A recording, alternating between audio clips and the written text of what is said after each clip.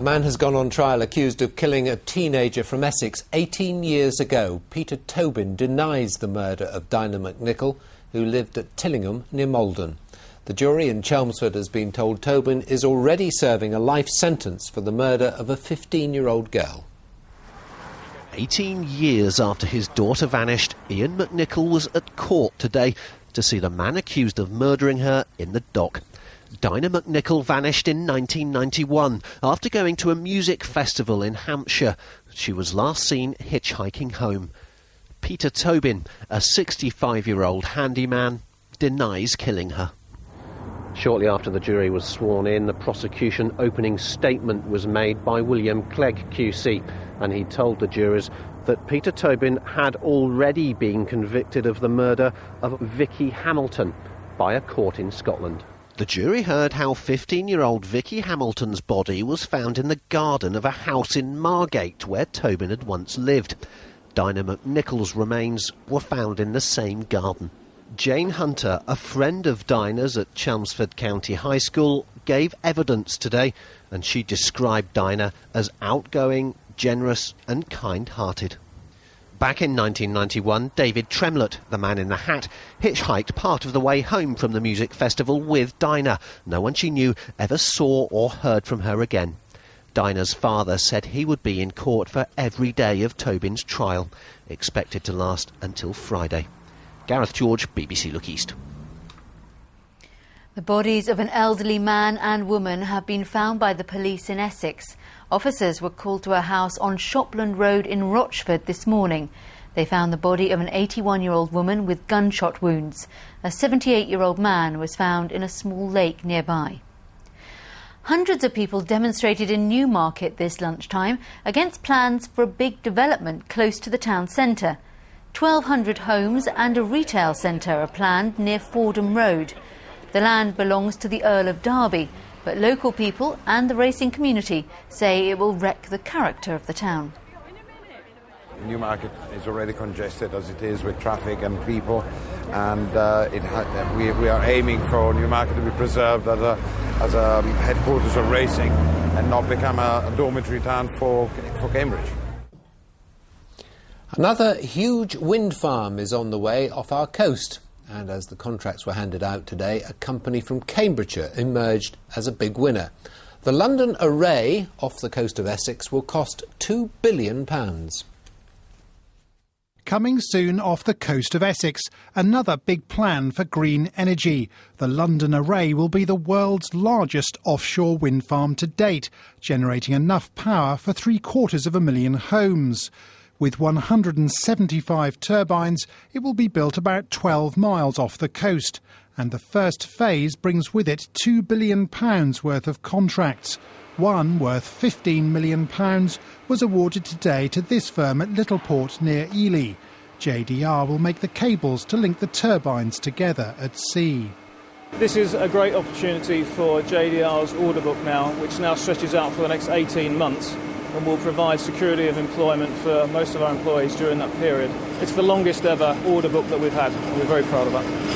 The cable made here and at a sister plant in Hartlepool will carry not just electricity but fibre optic signals, and they've got to make 125 miles of the stuff. Much has been said about the potential of renewables to create jobs in Britain, but 5 of the 6 contracts for the building of London Array have gone to foreign firms. This is the only British beneficiary. The bulk of the know-how going into the wind farm may be German and Norwegian, but in Littleport they're very proud that Fenland Engineering is linking it all together. Richard Bond, BBC Look East. Local councils have denied a claim by the AA that we don't have enough salt to grit the roads this winter. The AA claims half the councils only have enough salt for 6 days of freezing weather. The councils in Suffolk, Norfolk and Essex say that stocks are high enough to cope with any cold spell. The Lotus Formula 1 team has confirmed that Heikki Kovalainen and Jarno Trulli will be their drivers for next season. The team is based at Hingham in Norfolk and backed by the owner of Air Asia, Tony Fernandez. They are one of 5 new teams in Formula 1 for next season. Many of the region's poultry producers have stepped up security in a bid to stop their birds being stolen. This is traditionally seen as the busiest time of the year for rustlers, with free-range birds particularly vulnerable. Producers say numbers taken can range from 1 or 2 to as many as 200. Organic free-range bronze turkeys at a farm near Attleborough. In the shops they'll sell for around £60 a piece. With 3 acres of space to roam, they're vulnerable to rustlers. Stockman Spud Taylor has been on special alert. Most nights have a wander around, early mornings just have a check round on, just to make sure there's nothing going on, so that might they're still all right and everything, still here. Quite a bit of ground where they're on, so we've got to have a wander about over the whole area to keep an eye on. Traditional Norfolk poultry began with just a dozen Christmas turkeys in 1988. This season it's producing no fewer than 120,000. Security has been a constant worry. Well, it's a big concern to us. These turkeys are worth a lot of money. We've got a number of farms across East Anglia, and it's a genuine concern. We've been doing this for 20 years, and over the years we have had turkeys taken from us.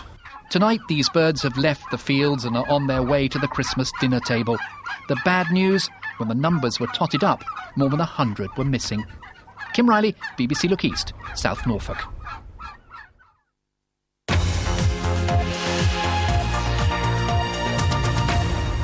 You're watching Look East from the BBC. Coming up in...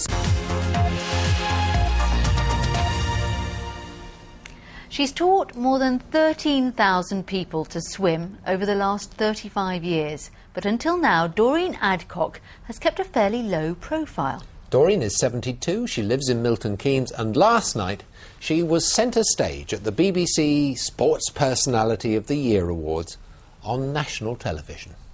After winning our title last week, Doreen Adcock was one of 15 in line to win the big prize. As millions watched on BBC One, Doreen couldn't believe it when her name was read out. It's Doreen Adcock. Doreen has been teaching children to swim for 35 years in Milton Keynes. Around 13,000 children are safe in the water because of her. It's the children that I teach and adults with handicaps. To see them in their own surroundings, free in the water, and to know that at the end of the day I will have produced a good little swimmer, and I'm very proud of them, and it gives me such a lovely warm feeling inside of me to know what I've done to help these people. Thank you. She could have taken today off, but that's not Doreen's style. The water babies were in the company of a new celebrity. I was gobsmacked, to be honest, to be perfectly honest. I was so shocked. I don't go anywhere. Well, I've never been anywhere like that ever before in my life. To see all those people, I've never seen so many people in one area at one time interested in one thing, sport. Determined to continue the celebrations with a staff at Woughton Leisure Centre, adding flowers to go with the new shiny silverware. The main winners last night were Ryan Giggs, Fabio Capello, Usain Bolt and Severino Ballesteros. Alongside Doreen Adcock, they were in good company. Jonathan Park, BBC Look East. She did very well. That's just fantastic. Yeah, she's a lovely woman as well. In football, it was